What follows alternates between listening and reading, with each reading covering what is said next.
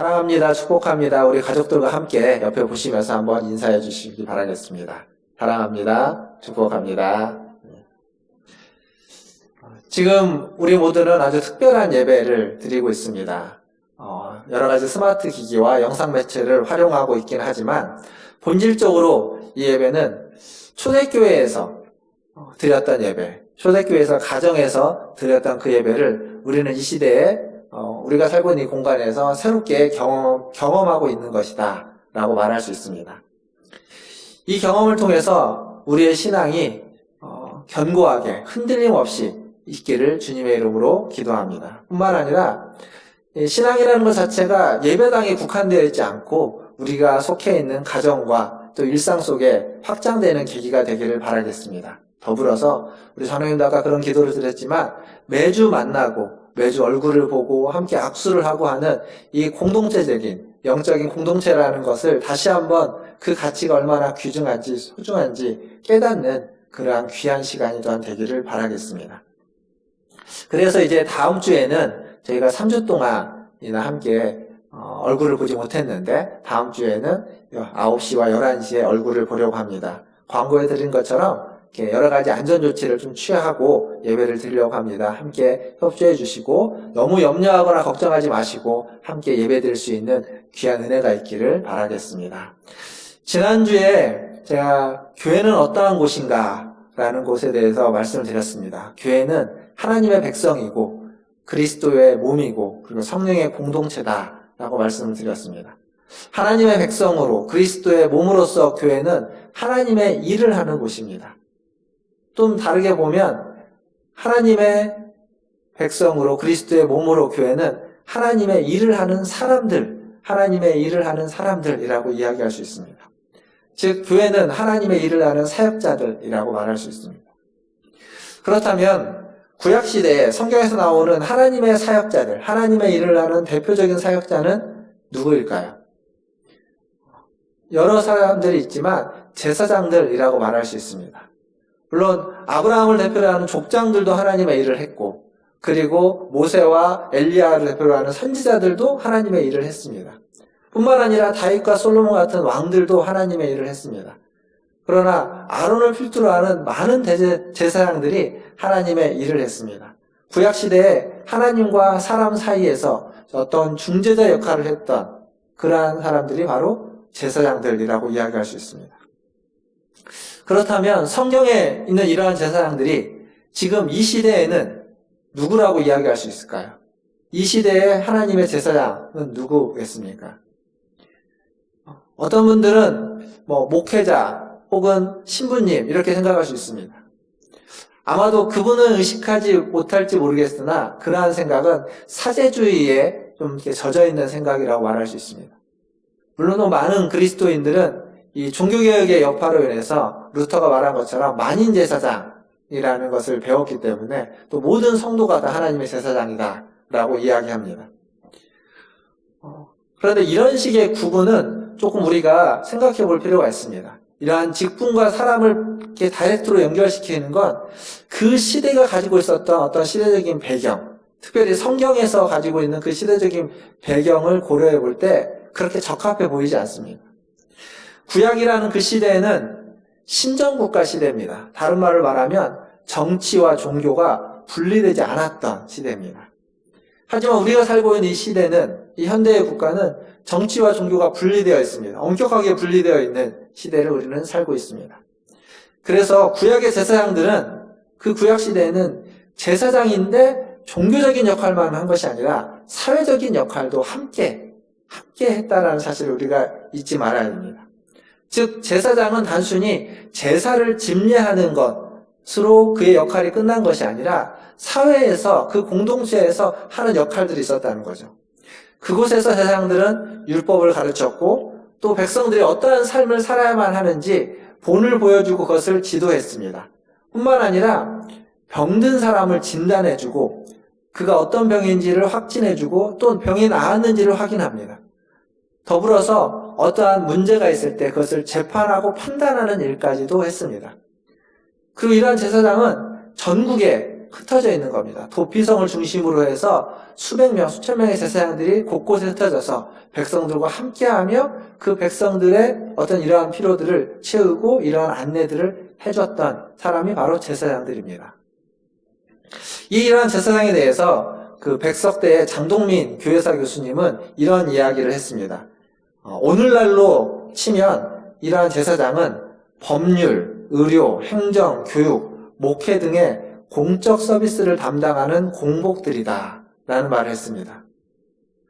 무슨 얘기냐면 구약시대에 그러한 제사장들이 했던 역할이 법률적인 역할, 그리고 병을 진단하고 병을 치료하지는 못하지만 그것을 어떠한 병인지, 그것이 나았는지 안 나았는지를 확인해주는 의료적인 역할, 그리고 행정과 교육적인 역할, 물론 당연히 목회적인 역할도 함께하는 사람들이라는 거죠. 그 한 사람이, 제사장이라는 직분을 가진 그 한 사람이 그러한 일들을 감당했다는 겁니다. 하지만 현대사회는 좀 다릅니다. 현대사회는 이것이 한 사람에게 주어진 일이 아니고 현대사회는 전문화되고 세분화됐기 때문에 이 각각의 역할을 하는 사람들이 다양하게 존재합니다. 그런 사람들을 현대사회에는 전문가라고 하죠. 전문가. 이 전문가가 나누어서 그러한 일을 하고 있습니다. 그리고 이러한 공적인 역할을 하는 사람들에게는 보통 세금이라는 것을 통해서 그 사람들이 그 일을 잘 할 수 있도록 돕죠. 구약시대도 마찬가지입니다. 제사장들도 그 백성들을 낸 헌금, 헌물을 통해서 그들의 삶을 도왔던 것과 동일합니다. 민수기 16장에 가보면 그 고라의 반역 사건이 있습니다. 고라의 반역 사건. 출애굽 후에 이스라엘이 애굽 땅에서 나와가지고 광야에 있을 때 레위인 고라가 그 백성의 지도자들인 250명 정도의 지도자들과 함께 모세에게 반란을 일으켰던 사건입니다. 이 반란을 통해서 그 250명과 고라는 하나님에게 심판을 받습니다. 징벌을 받아서 그 땅이 갈라져서 땅에 다 이렇게 산채로 묻어지는 그러한 큰 형벌을 받게 되죠. 근데 문제는 이 고라 사건의 문제는 그 뒤에 일어납니다. 무슨 얘기냐면 그것을 백성들이 다 지켜봤습니다. 그런데 아마 백성들은 그걸 보면서 굉장한 두려움에 쌓였을 것 같습니다.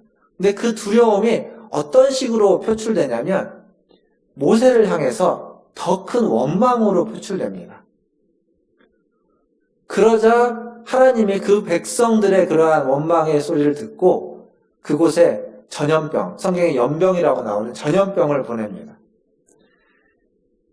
이 전염병으로 그 고라의 반역 때문에 죽은 사람은 250여 명 정도밖에 되지 않는데 이 전염병으로 죽은 사람이 14,700명이라고 성경은 기록하고 있습니다. 훨씬 더 많은 사람들이 이 전염병으로 죽었습니다.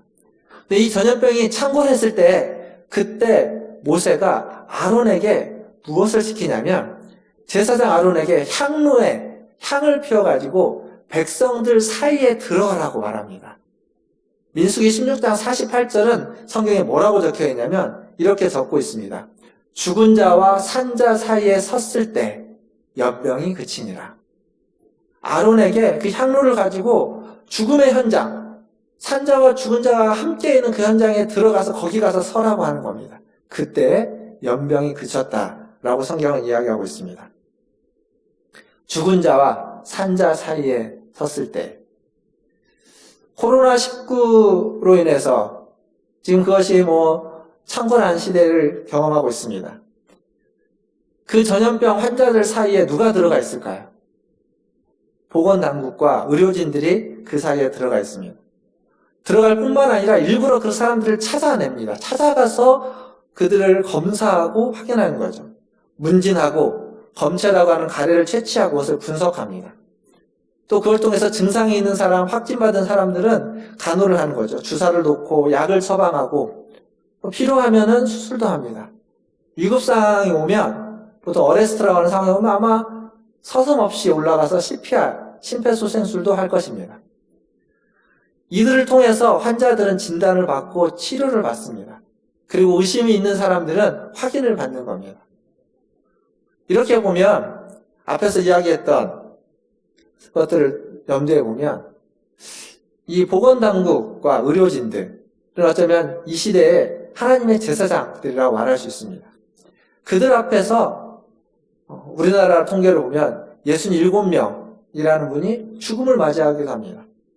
그러니까 산자와 죽은 자들 사이에 들어가서 일하고 있는 사람들이 지금 이 시대의 보건당국과 의료진들입니다.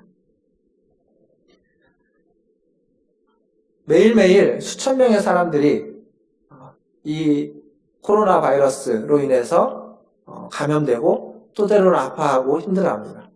전 세계적으로 그렇죠. 반대로 이 보건당국과 의료진의 사람들은 그런 사람들을 찾아가는 겁니다.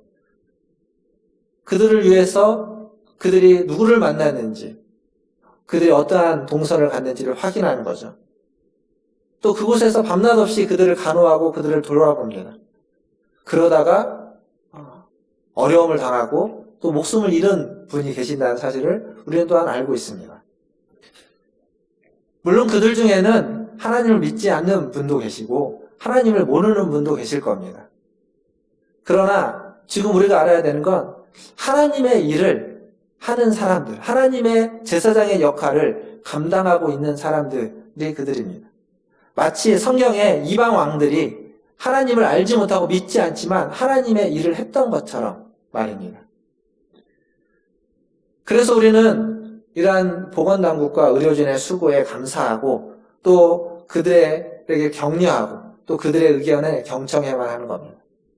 고레스 왕의 의견을 이스라엘 백성이 경청하고 그것을 따랐던 것처럼 동일하게 우리도 의료진들과 보건당국, 그들의 행정적인 어떤 관리와 감독과 지원에 따르고 그것에 함께하는 것, 그것은 지극히 당연한 것이라고 말할 수 있습니다. 보건당국과 의료진만 하나님의 제사장 역할을 하는 건 아닙니다. SNS에 올라왔던 여러 글들 중에 이런 제목의 글이 있었습니다. 취미가 국난 극복인 대한민국 국민들이라는 제목의 글이 있습니다. 무슨 내용이냐면 이런 비상시국에 우리나라 국민이 얼마나 함께 동참해서 이것을 극복해 가느냐에 관한 이야기입니다. 대구에서 확진자가 폭증하자 여러 의료진들이 자기의 생업을 뒤로하고 그곳에 달려갔습니다. 또한 어떤 이들은 수고하는 이들을 위해서 도시락을 보내주고 햄버거를 보내주기도 하고 또 어떤 고등학교 학생은 자신의 저금통을 털어서 기부를 하기도 합니다. 그리고 마스크 공장은 마스크를 생산하는데 보통 하루에 이제 10만 장 정도를 생산했다고 했는데 그런데 재료는 충분한데 사람이 없어서 더 생산하지 못하고 있는 그때 그 마을의 주민들과 대학생들이 자원봉사를 가서 하루에 10만 장 생산하는 걸 25만 장 생산하는 걸로 늘렸습니다. 이렇게 함께 힘을 모으는 거죠. 이들 모두가 서로의 역할은 다릅니다. 하는 일은 다릅니다. 그러나 하나님의 일에 동참하는, 하나님의 사역에 동참하는 하나님의 사역자들이다 라고 말할 수 있습니다. 이렇게 공공의 일, 공적인 서비스를 하고 하는 일, 여기에 자발적으로 참여하는 모든 이들은 다 하나님의 제사장들이라고 말할 수 있고 그들을 통해서 우리는 이러한 위기를 극복해 갈 수 있으며 또 이러한 어려움의 때를 서로 믿고 신뢰하면서 이겨나갈 수 있습니다. 흔들림 없이 우리 사회는 전진해 갈 수 있을 거라고 믿습니다. 그리고 이 시기도 잘 극복해 갈 거라고 믿습니다. 그렇다면 이런 시대에 교회의 역할은 무엇일까요? 그냥 성도 개개인이 이러한 일에 동참하는 것으로 충분한 건가? 교회는 무엇을 해야만 하는가? 제가 앞에서 제사장의 역할을 이야기하면서 영적인 역할과 사회적인 역할 두 가지가 있다고 말씀드렸습니다. 보건당국과 의료진들 그리고 각각의 성도들이 사회적인 역할을 감당하고 있다면 교회가 감당해야만 하는 영적인 역할에 대해서 좀 생각해 보려고 합니다. 오늘 우리가 했던 본문 베드로전서 2장 9절에 보면 우리는 택하신 족속이요 왕같은 제사장이다 라고 말해주고 있습니다. 즉 모든 성도가 다 제사장이라는 거죠. 제사장의 역할은 하나님과 사람 사이의 중보자의 역할입니다. 하나님과 사람 사이의 중보자의 역할을 감당할 때 그 구약의 대제사장은 입는 의복 중에 흉패라는 게 있습니다. 흉패. 흉패는 가슴에 붙이는 패입니다. 그 가슴에 붙이는 패에는 12개의 보석이 있는데 그것이 상징하는 건 뭐냐면 제사장이 그 옷을 입고 가슴에 흉패를 붙일 때 그는 그 가슴에 이스라엘 모든 백성을 품어야 된다. 품고 있다는 것을 상징해 주는 것이 흉패입니다. 즉 제사장은 가슴에 이스라엘 모든 백성을 품고 하나님 앞에 나아가는 자입니다. 그들을 대신해서 하나님 앞에 제사를 집례하고 그들을 위해서 하나님 앞에 나아가서 그들을 위해서 기도하는 사람, 그게 바로 제사장인 겁니다. 중보자로서, 왕 같은 제사장으로서 교회는 가장 먼저 해야만 하는 일은, 본질적인 일은 바로 백성을 위해서, 세상을 위해서 기도하는 것이다 라고 말할 수 있습니다. 그래서 여러분들과 함께 정오 기도를 하자고 요청을 한 겁니다. 난 12시에 긴 시간 아니지만 2분 정도라도 우리가 함께 시간을 내어서 함께 기도하는 겁니다. 저는 핸드폰에다가 알람을 맞춰놨습니다. 11시 59분에 알람을 맞춰놔서 뭘 하다가 알람이 울립니다. 알람 좀 다른 소리하고 좀 다르게 맞춰놔서 그 시간을 좀 이렇게 각성하도록 해놨습니다. 알람이 울리면 하던 일을 잠깐 멈추고 잠깐 기도하는 거죠. 코로나19 바이러스의 퇴치를 위해서, 우리가 믿고 신뢰하면서 이것을 극복해 가기를 위해서, 백신의 개발을 위해서, 그리고 환우들과 또 그 감염된 사람들, 또 의료진들의 건강과 회복을 위해서, 더불어서 이 일 때문에 경제적으로 어려움을 당하고 있는 수많은 사람들의 경제적인 회복을 위해서, 그리고 교회를 위해서, 교회의 예배가 또 교회 앞으로 나아갈 방향이 더욱더 하나님의 은혜 가운데 인도하시는 받기를 위해서 기도하는 겁니다. 사실 이런 영적인 역할은 눈에 잘 보이지 않습니다. 그래서 그냥 쉽게 넘어갈 수도 있습니다. 해도 그만 안 해도 그만이라고 여겨질 수도 있습니다. 그러나 이 영적인 것이 본질적인 것입니다. 보이지 않기에 아무것도 아닌 것이 아니라 그것이 우리의 영혼의 문제이고 보이지 않기 때문에 더 중요한 문제이고 더 본질적이라는 것을 기억하기를 바라겠습니다. 영적인 제사장의 역할, 이 역할을 감당하는 우리 문화촌 제일교회 저와 여러분, 우리 모든 성도들 되시기를 주님의 이름으로 축원합니다. 두 번째로 제사장의 역할에서 우리가 기억할 건 아까도 우리 장로님 기도 가운데서도 나왔습니다. 차별과 배제, 혐오를 금하는 겁니다. 그리고 하나 되게 만드는 겁니다. 이게 굉장히 중요한 역할입니다. 구약의 제사장들은 시대적인 한계로 인해서 이 차별과 배제가 있었습니다. 유대인과 이방인을 차별했고, 그리고 병든 자를, 그 나병에 걸린 자를, 혈루증 걸린 여인들을 그 사회에서 배제해야만 했습니다. 그러나 예수님은 이 땅에 오셔서 그 복음을 선포하시면서 그 모든 차별을 철폐했습니다. 나병한 자를 만지시고 유출병 걸린 자를 접촉하면서 그를 치유하셨습니다. 차별과 배제를 극복하신 것을 철폐한 분이 바로 예수님이십니다. 궁극적으로 예수님은 십자가를 통해서 모든 차별을 철폐했다고 이야기할 수 있습니다. 하나님과 사람, 하나님과 죄인 사이에 있는 모든 막힌담을 허시고, 유대인과 이방인 가운데 있는 막힌담을 허시고, 모든 차별을 철폐하셨습니다. 남녀의 차별, 인종의 차별, 성의 차별 뿐만 아니라 어떤 같음과 다름의 차별, 가진 자와 갖지 못한 모든 차별들, 종교의 차별까지도 철폐하셨습니다. 철폐하고 하나가 되게 만들어서 그리스도 안에서 새로운 피조물로 우리를 만드셨습니다. 그것이 바로 그리스도가 하신 일입니다. 그렇다면 교회는 어때야 될까요? 교회는 어떤 이유로든지 어떤 사람들이든지 차별해서는 안 되는 일입니다. 배제해서는 안 됩니다. 혐오는 말할 필요도 없을 겁니다. 예수님을 생각해보면 예수님은 자신을 박해했던 사람까지도 용서했습니다. 그들도 품어주셨습니다. 그 예수님을 따르는 그리스도인, 거룩한 누리라 불리는 성도라면 지극히 당연하게 주님을 따라야 됩니다. 주님이 가신 그 일을 걸어야 되는 거죠. 차별과 배제, 혐오를 넘어서서 극복하고 하나가 되는, 품어 안는, 끌어안는 삶을 사는 것이 그리스도인입니다. 그게 바로 제사장의 역할을 감당하는 것이라고 말할 수 있습니다.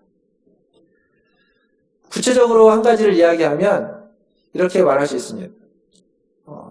우리의 입을 통해서, 우리가 하는 말을 통해서 어떤 다른 사람을 차별하거나 배제하거나 혐오하는 얘기들을 하지 않는 겁니다. 종종 이렇게 욕을 하는 분들, 육두문자를 쓰면서 아주 심한 저주의 말을 하시는 분들의 얘기를 듣게 됩니다. 근데 그걸 어디에서 듣냐면 사실 길거리에 가면서 그런 일을 들을 일이 별로 없죠.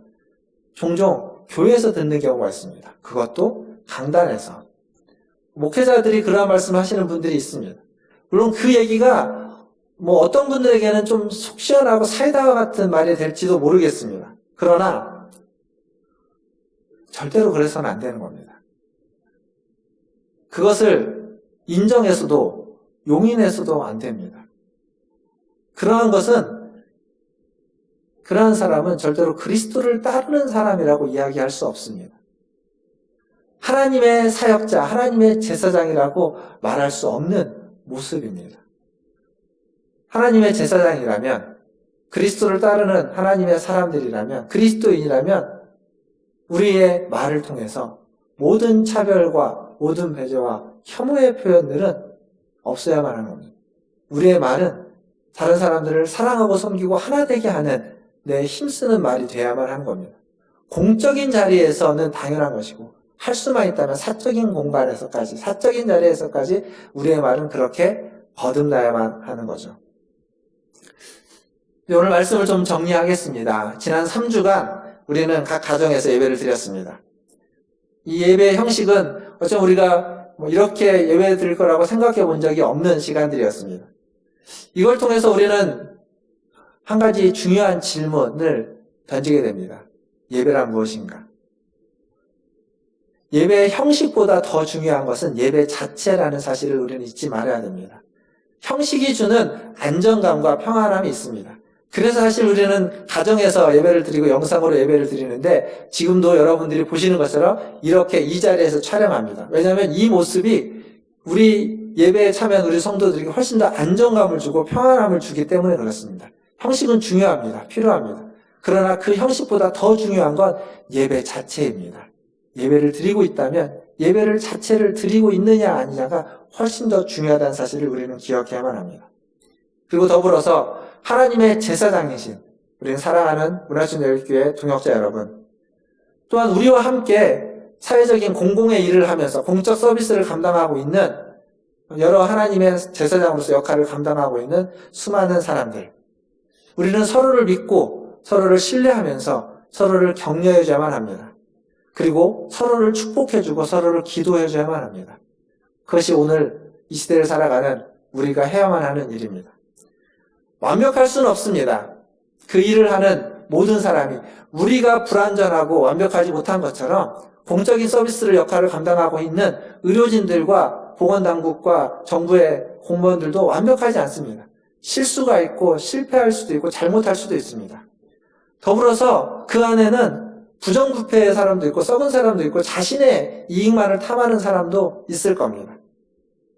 또 이단에 빠져서 이단의 교리에 순종하느라 거짓말을 일삼는 사람도 그곳에 함께 있을지도 모릅니다. 그러나 기억할 건 아무리 그곳에 그런 사람들이 있을지라도 큰 흐름은 달라지지 않는다는 사실입니다.